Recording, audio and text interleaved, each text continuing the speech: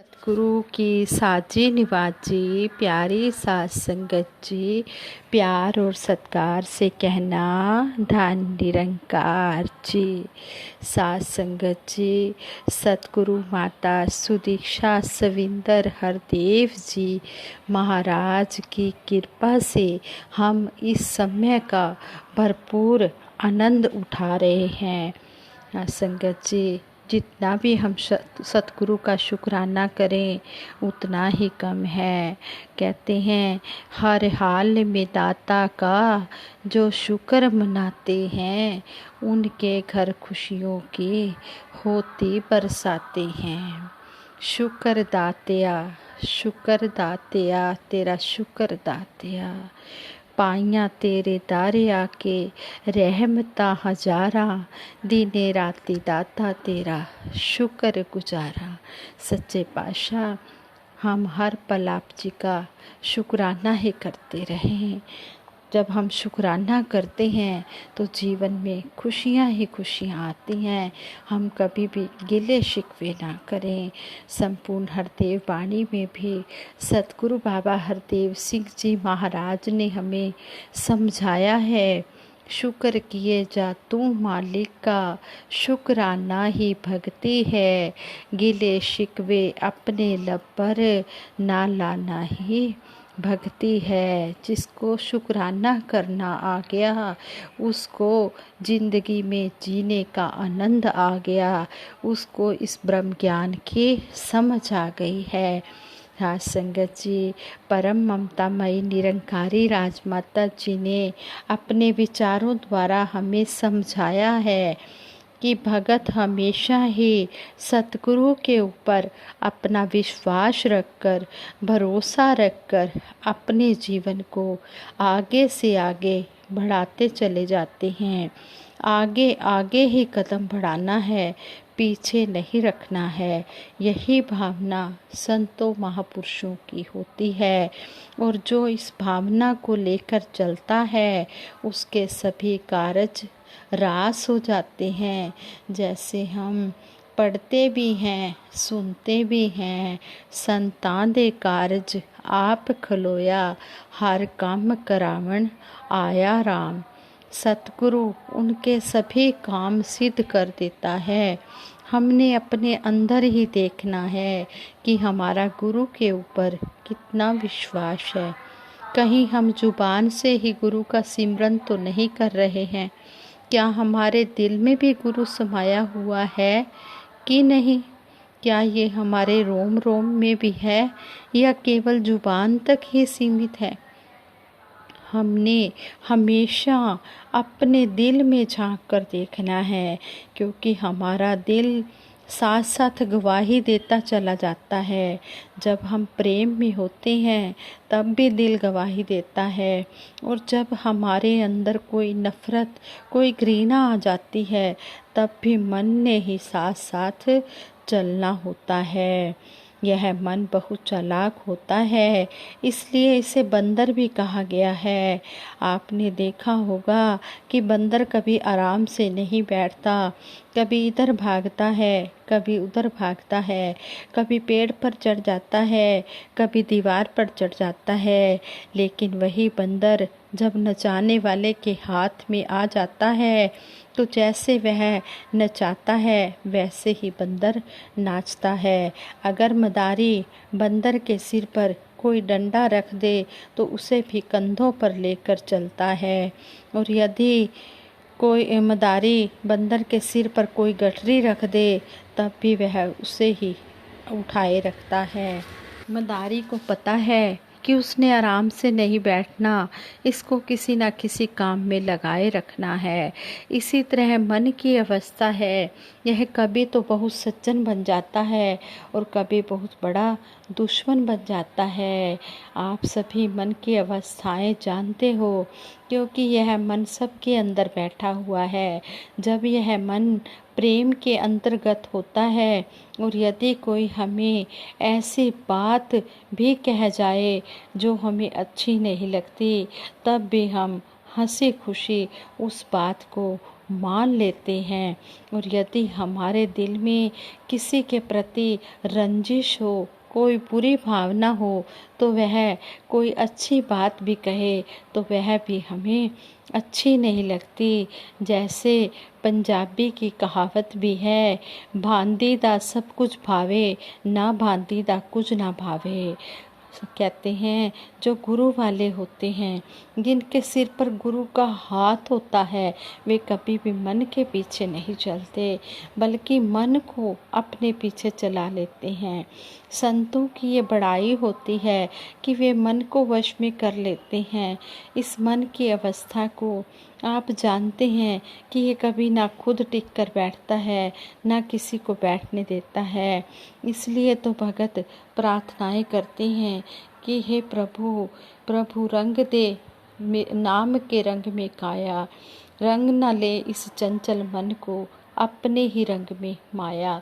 कि हे सच्चे पातशाह, इस मन को नाम के रंग में रंग देना, इसको संसार के रंग में मत रंगने देना। है सच्चे पातशाह, आप जी अपने चरणों से लगाओगे तो यह मन संतों महापुरुषों आपके चरणों से जुड़ा रहेगा, और अगर ये आपके चरणों से दूर हो गया तो फिर यह मोह माया में फंस जाएगा।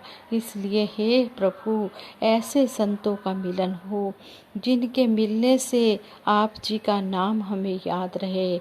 ऐसे जन ना मिलें जो खुद भी फिसल जाएं और हमें भी फिसला दें। हमें हमेशा पक्कों का संग देना।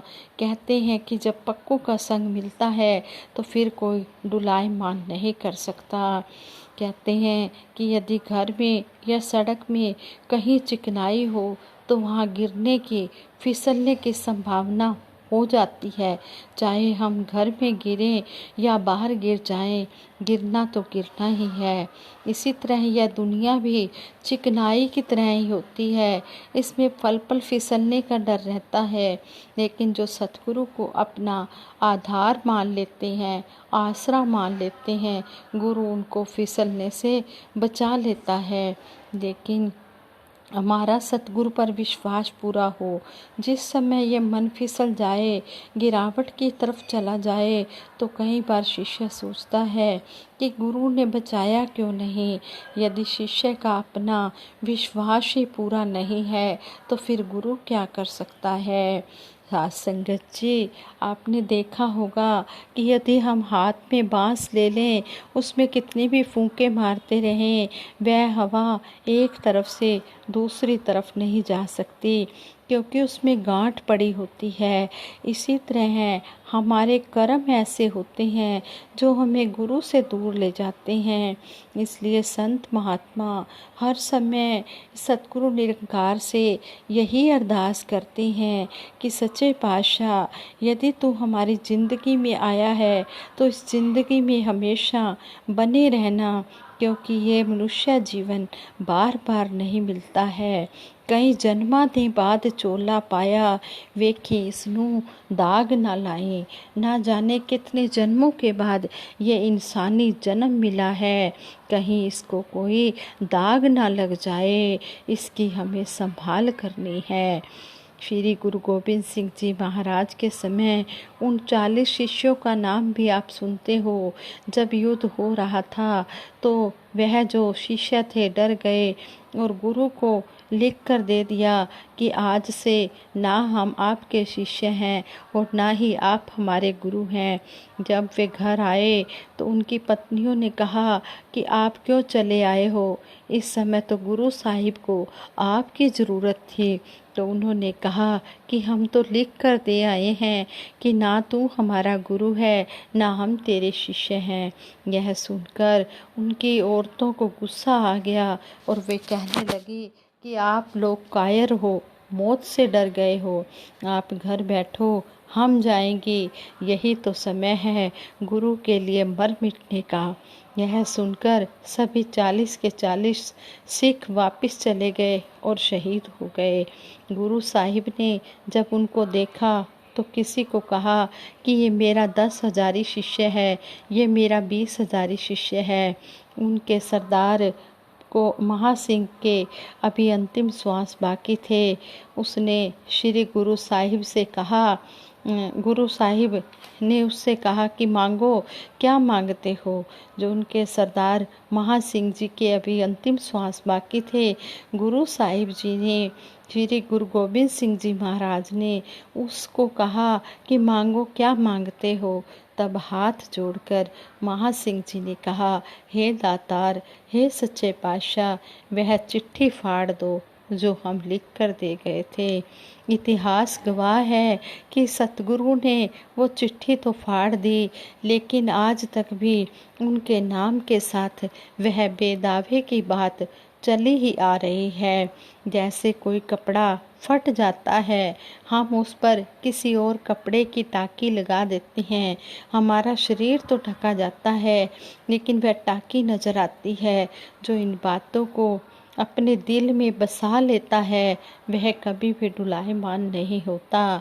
भले ही कभी सर्दी आती है, कभी गर्मी आती है, कभी दिन आता है, कभी रात आती है, कभी आंधी आती है, कभी बरसात होती है, कभी सूखा पड़ जाता है।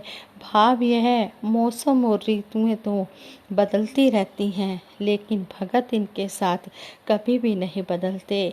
अपना विश्वास पक्का रखते हैं, अपने सतगुरु के साथ कदम से कदम मिलाकर चलते जाते हैं, अपने सिदक और भरोसे को हमेशा बढ़ाते ही चले जाते हैं।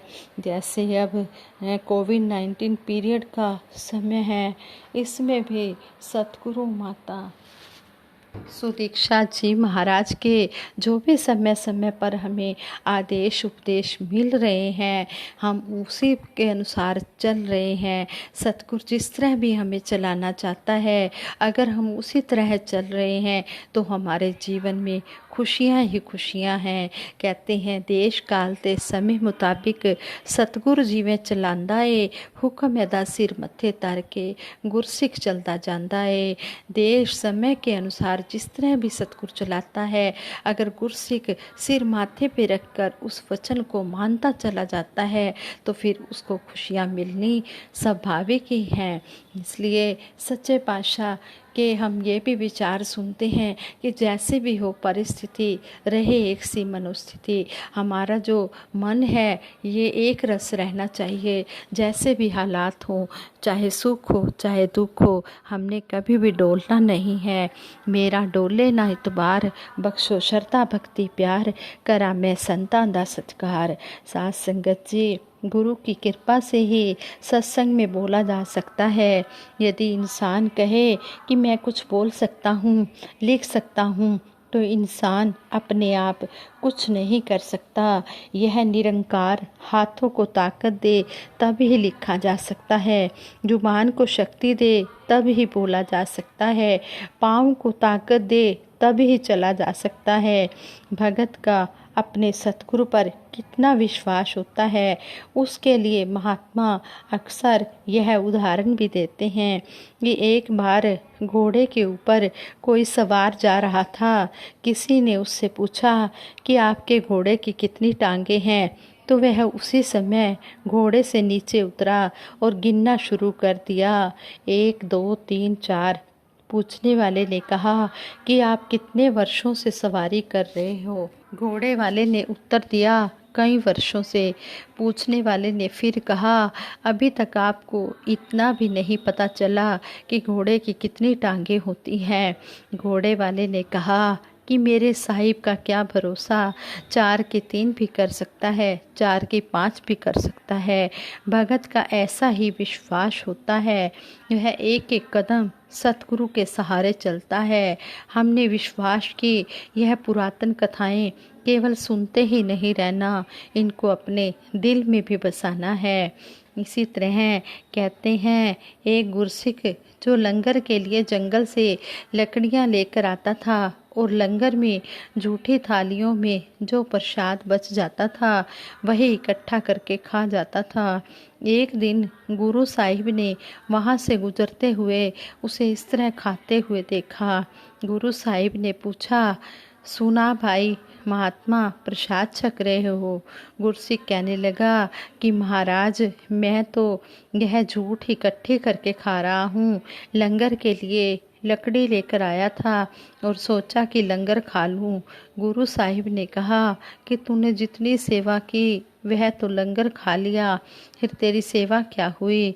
उसने दूसरे दिन लकड़ी के 2 गट्ठे इकट्ठे किए, एक लंगर में दे दिया और दूसरा गट्ठा बाजार में बेचकर खाना खा लिया। भाव सेवा की विधि भी सतगुरु खुद ही समझाते हैं। अपनी सेवा आप करावे, जिससे होए दयाला। जिसके ऊपर ये सतगुरु निरंकार मेहरबान हो जाता है, उससे ये खुद सेवा करवा लेता है। नहीं तो यदि हम कहें कि हम कुछ सेवा कर सकते हैं, हमारे बस में कुछ नहीं है, यदि ये हमें कुछ दे ही ना तो हम क्या कर सकते हैं। रोटी के लिए भी लाचार हो जाते हैं। इसलिए हम कर्ता भाव त्याग कर गुरु के दरबार में सेवा सिमरन सत्संग करते रहें और समर्पित रहें सतगुरु के ऊपर। गुरु जैसा भी रख रहा है, जो भी दे रहा है, हम वही खाकर हर समय इसका शुक्रगुजार करें। कहते हैं जो कुछ देवे वो कुछ खा के शुक्र मनाना सीखिए।